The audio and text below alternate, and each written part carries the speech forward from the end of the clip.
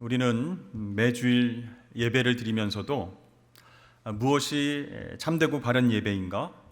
어떻게 예배하는 것이 하나님께서 기뻐 받으시는 예배인가?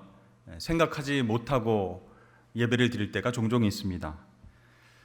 그런데 코로나19가 예배를 멈추게 했고 참된 예배가 무엇인가 고민하게 했습니다.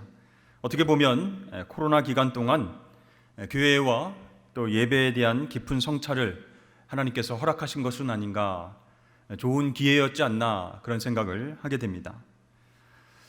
성경의 출애굽기 말씀을 보면 하나님께서 이스라엘 백성들이 예배하는 공동체가 되도록 친히 디자인하신 성막에 대한 이야기가 굉장히 많이 나옵니다.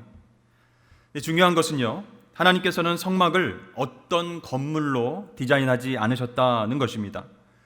어떤 건축 자재나 기술에 대한 감동을 주신 것이 아니라 예배와 거룩함에 대한 감동을 주셔서 성막을 제작하게 하셨다라는 것이 중요합니다. 그러므로 성막을 통해서 이스라엘 백성들과 우리에게 주시는 메시지는 건물이나 기구들에 있는 것이 아니라 바로 예배의 본질에 있음을 여러분 믿으시길 바랍니다. 하나님께서 참된 예배가 무엇인지를 성막을 통해서 말씀해 주셨다는 것이죠. 그래서 성막 이야기가 아주 자세하게 성경 속에 기록되어 있는 것입니다. 오늘 주신 말씀을 통해서 우리가 함께 예배의 본질은 무엇인가, 하나님 기뻐 받으시는 예배는 무엇인가 생각해 보는 시간을 갖도록 하겠습니다. 교회 건축 문제 때문에 상처를 받았다면서 다니던 교회를 떠난 분이 있었습니다. 왜 상처를 받았는가 했더니 그 교회에서요, 교회 건물은 성전이다 라고 하면서 그곳을 하나님이 거하실 하나님의 집이다 이렇게 강조했다는 것입니다. 하나님께서 거하시는 집, 그것을 건축하니 성도들이 사는 집보다 더 좋아야 된다. 그러니 자기 집이 있는 사람들은 하나님께 죄송한 줄 알고 건축 헌금을 신경 써서 내야 된다. 그리고 교회의 기물들 역시 가장 좋은 것으로 해야 된다. 이렇게 강조를 했다는 것입니다. 이러한 건축 헌금 강요 앞에 너무 화가 나서 교회를 떠나게 됐다라고 말했습니다. 여러분, 교회 건물을 성전이라고 하는 것은 잘못된 표현은 아닙니다. 하나님 앞에 예배 드리는 곳은 모두 성전이기 때문에 그렇게 말할 수 있습니다. 그런데 그 성전 개념을 출애굽기에 나오는 성막이나 열왕기에 나오는 솔로몬 성전, 혹은 그 뒤에 있었던 수룹바벨 성전, 또 그것을 개축한 헤롯 성전, 그것과 동일시하는데 문제가 생기게 된다라는 것이죠. 다시 말해서 성막과 성전을 향한 하나님의 뜻과 계획이 있는데 거기에 인간의 생각이 들어간 거예요. 교만과 욕심이 더해져서 성전을 설명하려고 하니까 성도들이 오해하고 상처받는 상황들이 생기게 되는 것이었습니다. 이 문제를 풀 수 있는 방법이 있을까요? 있습니다.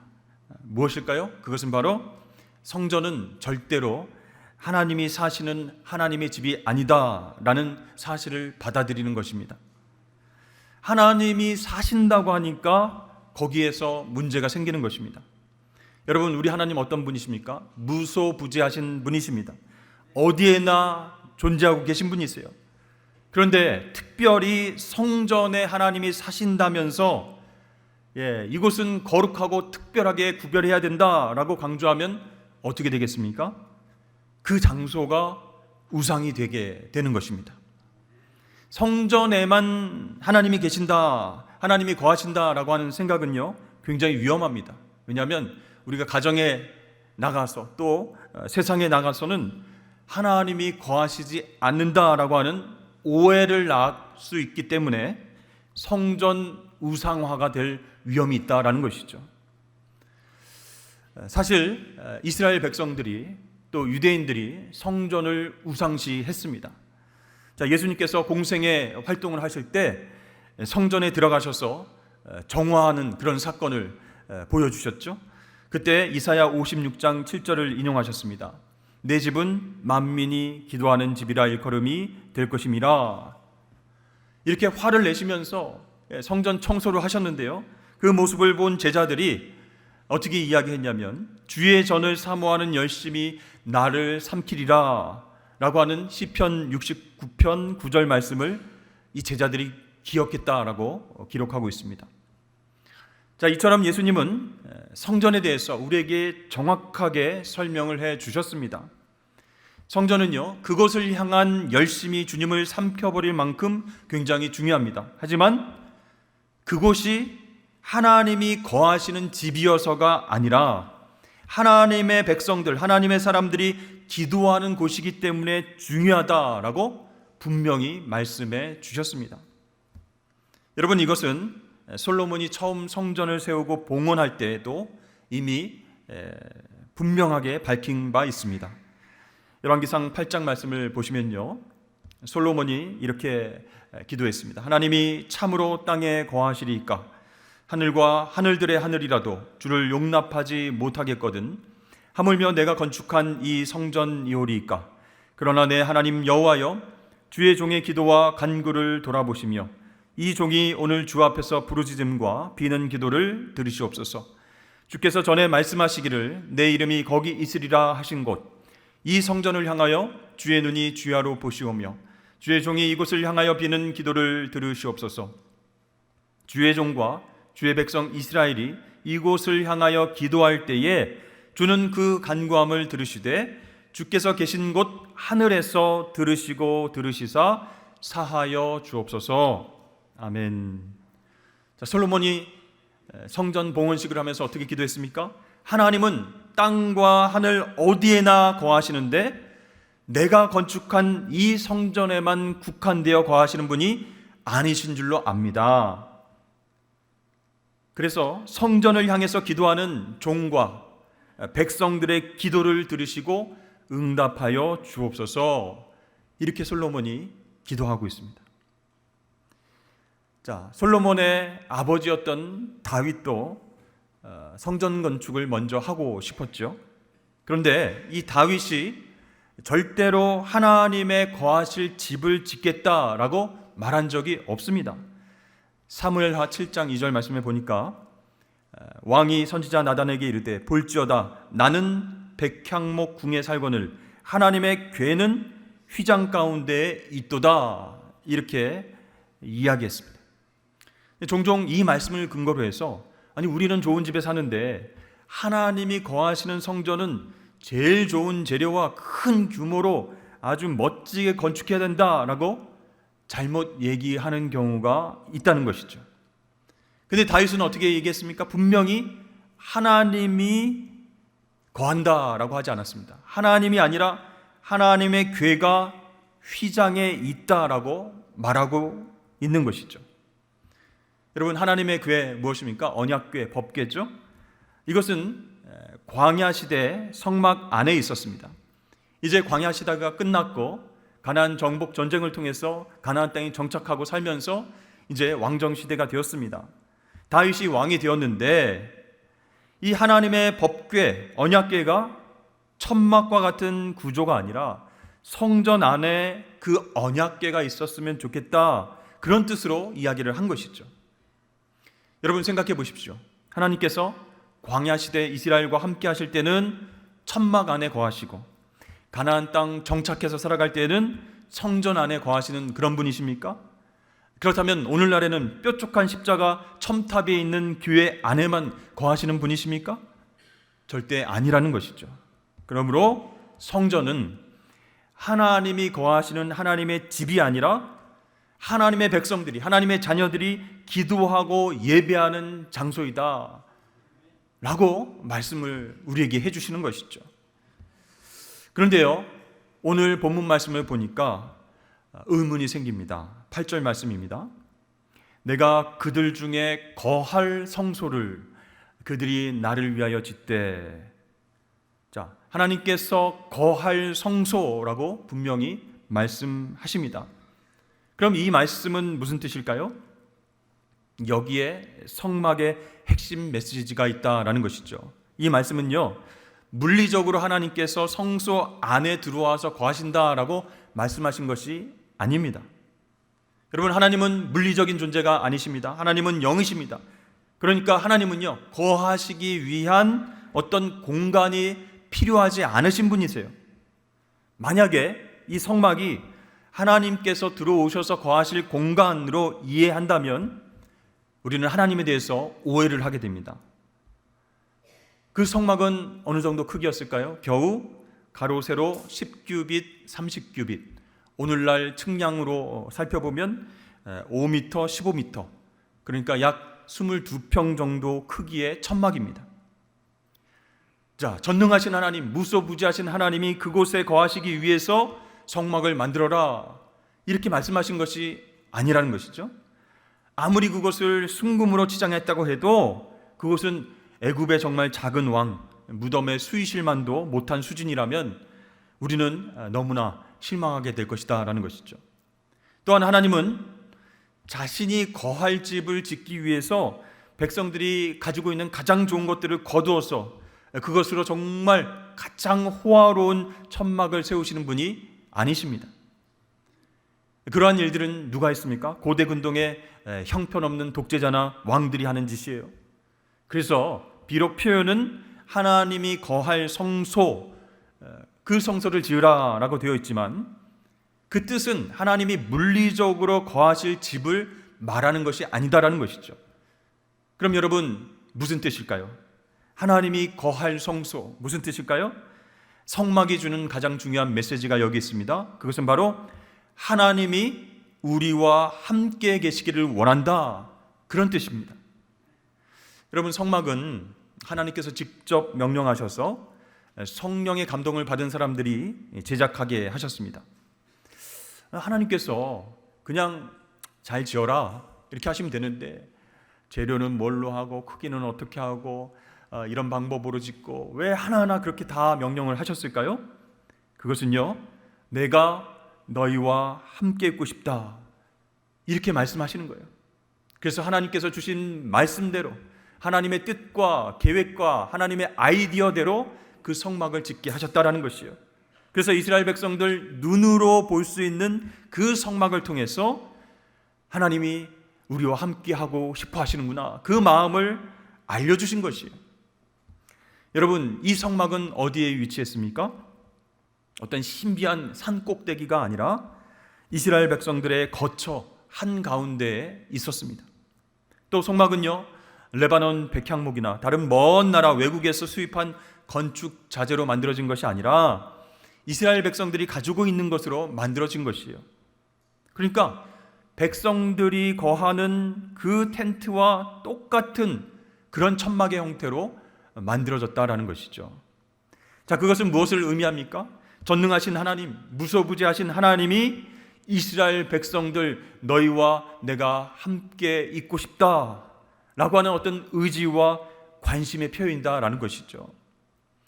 근데 종종 하나님의 성전, 또 하나님의 공동체는 세상과 구별되어야 된다라는 생각으로 높고 가파른 아무도 올라올 수 없는 그런 산 위에 있어야 된다, 이렇게 생각하시는 분도 있어요. 또는 광야나 사막과 같은 사람이 살지 않는 곳에 그렇게 하나님의 성전과 공동체가 있어야 된다 생각하는 사람도 있었습니다. 또 사회로부터, 세상으로부터, 사람들로부터 격리된 곳에 있어야 된다, 이런 생각을 한 사람들이 있어요. 자, 그렇게 만들어진 신앙촌은 대부분 이단입니다. 그렇게 따로 떨어진 곳에 신앙촌을 만든다고 저절로 거기에 있는 사람들이 거룩해지고 성화되는 것이 아니라는 것이에요. 이단 교주들이 사람들을 현혹해서 가스라이팅하고 그렇게 쇠뇌시키고 다른 복음으로, 다른 이론으로 그렇게 사람들을 현혹시키고 그런 공동체 생활을 시키게 된다는 것이죠. 물론 우리가 영적으로 훈련을 받기 위해서 별도의 장소에 가서 잠깐 머물 수는 있습니다. 그러나 궁극적으로 하나님의 공동체가 이루어지는 곳은 어디입니까? 바로 우리 일상의 삶의 한복판. 그래서 우리 삶 전체가 거룩으로 나타나야 하나님께서 기뻐 받으실 줄로 믿습니다. 여러분 한번 생각해 보십시오. 하나님께서 우리 가운데, 우리 삶의 중심 가운데 거하기를 원하신다. 그것은 무슨 뜻이겠습니까? 바로 우리의 삶, 모든 삶 가운데 함께 있겠다. 그런 하나님의 마음이죠. 그래서 가정과 직장과 교회의 각각 삶의 중심에 하나님께서 함께하길 원하셔서 임재하신다라는 것이죠.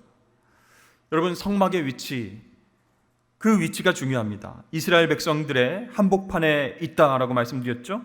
자, 이스라엘 백성들이 광야에서 머물 때 진 배치를 한번 보십시오. 동쪽에는 유다, 이사갈, 스불론 지파가 있고요. 남쪽에는 르우벤, 시므온, 갓 지파가 있습니다. 서쪽에는 에브라임, 므낫세, 베냐민 지파가 있고, 그리고 북쪽에는 단, 아셀, 납달리 지파가 있습니다. 그리고 그 한복판에 성막이 있었습니다. 여러분, 이것은 무슨 뜻이겠습니까? 하나님의 공동체는 이렇게 하나님께서 삶의 한복판에 계셔야 한다, 그런 뜻입니다. 하나님이 그 삶의 중심이어야 한다라고 하는 메시지를 담고 있는 것이죠. 여러분, 하나님께서 내 삶의 중심에서 역사하시는 주인이시다라는 사실을 안다면, 매번 경험한다면 우리에게 어떤 영적인 유익이 있을까요? 우리의 정체성은 흔들릴 수 없다라는 것이죠. 그리스도인이라고 하는 정체성, 하나님의 자녀라는 정체성은 흔들릴 수가 없는 것입니다. 내가 누구인지, 무엇 때문에 살아가고 있는지, 왜 열심히 일하고 있는지 그것을 알기 때문에 유혹이 와도 흔들리지 않습니다. 쓰러지고 넘어져도 다시 일어설 수 있는 줄로 믿습니다. 아주 어릴 적에 외국으로 입양된 사람들이 있습니다. 점점 자라면서 자신의 정체성 때문에 대부분 힘들어합니다. 내가 태어난 나라는 어떤 곳일까? 내 친부모는 왜 나를 입양 보냈을까? 여러 가지 생각들이 떠오르는 것이죠.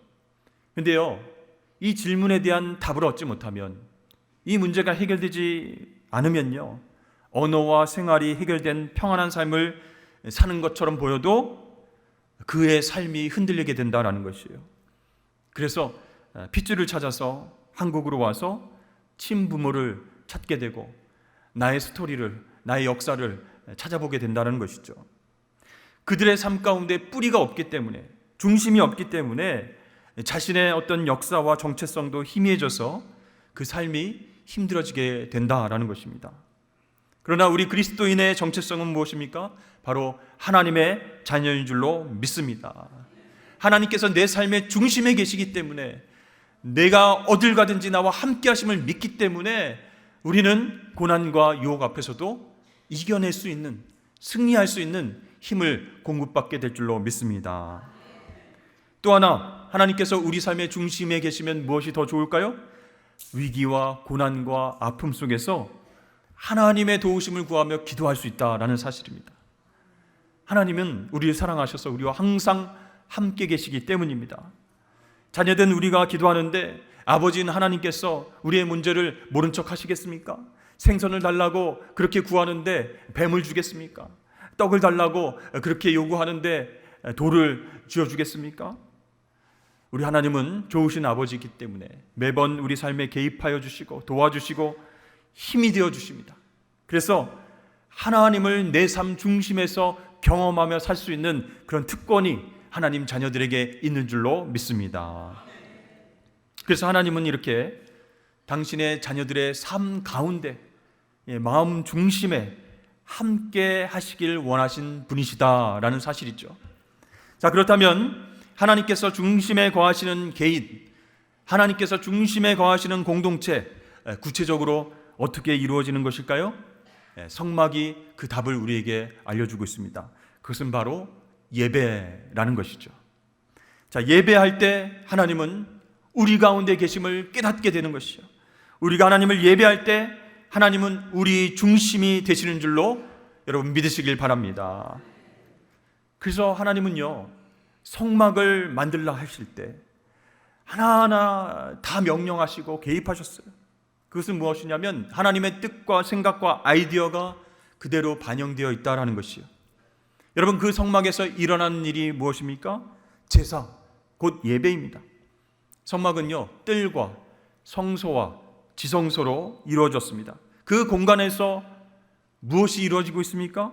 하나님께 희생 제물을 올려드리는 제사라고 하는 사건이 일어나고 있다라는 것이죠. 그렇습니다. 이 성막은요, 다른 용도가 아니라 예배를 위해서 디자인되었다라고 하는 사실을 아는 것이 중요합니다. 성막은요, 사람이 고안해낸 그런 디자인이 아니라 하나님의 계획과 아이디어로 만들어진 디자인이기 때문에 성막은 예배의 처소이면서 동시에 예배 자체를 뜻한다 할 수 있습니다.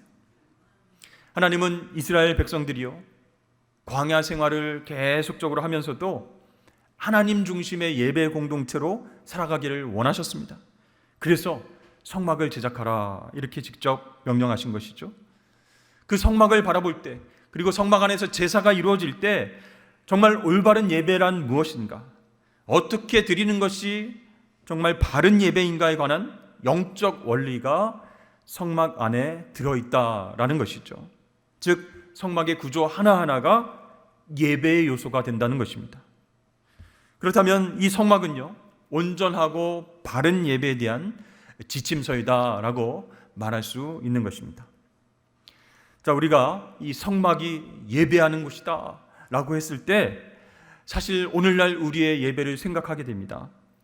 그런데요, 예배를 안 드리는 것보다 잘못된 예배를 드리는 것이 우리에게 더 큰 심각한 피해를 줄 수 있다는 것을 우리가 명심해야 할 것입니다. 여러분, 성경에서 말하는 신앙을 망치는 가장 큰 위협은 무엇일까요? 바로 우상 숭배입니다. 하나님 앞에 제사하러 나가면서도, 오늘날 하나님 앞에 예배드리러 나오면서도 하나님 앞에 예배드리지 않고 우상에게 절하는 그런 마음 중심이 있을 수 있다는 것이에요. 이것은 예배를 안 드리는 것이 아니라 잘못된 예배를 드리는 것이다 라는 것이죠. 여러분, 한국교회의 문제가 무엇입니까? 예배를 너무 잘 드리고 있죠. 너무 많이 드리고 있죠. 예배를 안 드리는 것이 문제가 아닙니다. 잘못된 예배를 드리는 것이 한국교회 안에 문제로 터져나오게 됩니다. 그러니까 하나님 앞에 예배합시다 하고 모여서 예배 드리면서 그 시간에 자신의 욕심과 고집과 과시와 야망을 첨가해서 내 뜻대로 하나님 기도 응답해 주십시오 이렇게 기도하는 사람, 또 교만과 욕심을 거룩으로 포장해서 나는 하나님 앞에 거룩한 자녀로서 예배드립니다 이렇게 예배드리는 것 하나님께서 기뻐하지 않으신다는 것이죠. 창세기 4장 말씀을 보면 가인과 아벨의 제사 이야기가 나옵니다. 율법은 모세 때 주신 것이지 않습니까? 그러니까 율법 이전부터 하나님은 제사를 통해서 우리 인간을 만나 주셨다라는 것을 알게 되죠. 그런데 하나님께서는 아벨과 그의 제물은 받으시고 가인과 그의 제물은 받지 않으셨어요. 왜 그러셨을까요? 왜 차별하시는 겁니까? 가인의 제물이 마음에 안 드셨어요? 가인의 제물은 땅의 소산이었어요. 곡식과 과일이었어요. 그런데 아벨의 제물은 양의 첫 새끼였기 때문에 하나님 양을 더 좋아하셔서 가인과 그 제물을 받지 않으셨을까요? 그게 아니죠. 제사를 드리는 그 사람의 마음 중심 때문이었어요. 자, 하나님께서는 가인의 제사를 거절하셨습니다. 그때 가인이 화를 냈어요. 분노했습니다. 그때 하나님께서 가인에게 이렇게 말씀하십니다. 여호와께서 가인에게 이르시되 내가 분하여 함은 어찌 됨이며 안색이 변함은 어찌 됨이냐. 내가 선을 행하면 어찌 낯을 들지 못하겠느냐. 선을 행하지 아니하면 죄가 문에 엎드려 있느니라. 죄가 너를 원하나 너는 죄를 다스릴지니라. 여러분, 하나님께서 가인의 제사를 받지 않으신 이유가 무엇입니까? 제물보다는 그의 행동에 문제가 있었기 때문이다라고 말씀하고 있습니다. 가인이 선을 행함이 없었다 이렇게 얘기하는 거예요. 미워하고 질투하고 원망하고 분노하고 그렇게 사람들에게 선을 행하지 않고 하나님 제사 드릴 때는 내가 곡식을 하나님 앞에 드립니다. 근데 하나님이 안 받으셨다는 거예요. 그 행동에 문제가 있었다는 거예요. 선을 행하지 않고 마음 중심에는 감사와 기쁨이 없고 그렇게 제물만 드렸을 때 하나님이 안 받으셨다라는 것입니다. 그렇습니다. 올바른 삶을 살지 않고서 재물만 드려봤자, 예배만 드려봤자 아무 소용이 없다라는 것을 우리에게 보여주고 있습니다. 동일하게 우리가 주일 예배 잘 참석해도요, 수요 예배 잘 참석해도요, 우리 삶이 하나님 보시기에 올바르지 않다면 그가 드리는 그 예배는 받지 않으신다라는 것이에요. 왜 그렇습니까? 하나님은 우리의 겉을 보시지 않고 우리의 중심을 보시는 하나님이시기 때문입니다. 이사야 1장 말씀입니다. 여호와께서 말씀하시되 너희의 무수한 재물이 내게 무엇이 유익하뇨? 나는 순양의 번제와 살찐 짐승의 기름에 배불렀고 나는 수송아지나 어린 양이나 순염소의 피를 기뻐하지 아니하노라. 너희가 내 앞에 보이러 오니 이것을 누가 너희에게 요구하였느냐? 내 마당만 밟을 뿐이니라. 그 마음 중심에 하나님이 없고 그 삶의 중심에 하나님이 없고 죄의 문제가 해결되지 않고 선을 베풀지 않고 그런 상태에서 예배 드리러 온다면, 제사를 드린다면 마당만 밟는 형식적인 예배를 드리는 것이다. 나는 그 예배에 안 받는다. 하나님 말씀하시는 거예요. 그러나 여러분, 우리 마음 중심에 하나님이 살아계시다면 하나님께서 기뻐 받으시는 예배가 될 수 있습니다. 그러나 중심에 하나님이 없다면, 그 하나님께 순종하고 하나님 말씀 따라 살려고 하는 선한 행위가 없다면 그 예배는 받지 않으신다라는 것이죠. 그러므로 사랑하는 성도 여러분, 주일 예배를 포함해서 매일매일 하나님 중심으로 예배하며 살아가시는 저와 여러분 되시길 주의 이름 축복합니다. 그러니까 오늘 주시는 이 성막에 대한 메시지는요, 하나님께서 제사, 곧 예배를 통해서 우리 가운데 임하시고 만나 주신다라고 하는 아주 중요한 메시지가 들어있는 것입니다. 그래서 어떻게 해야 우리가 참된 예배자가 될 수 있는지, 어떻게 해야 아름다운 예배자로 설 수 있는지 그것을 이야기해 주시는 것이에요. 여러분, 성막을 통해서 주시는 하나님의 중요한 메시지를 기억하시길 바랍니다.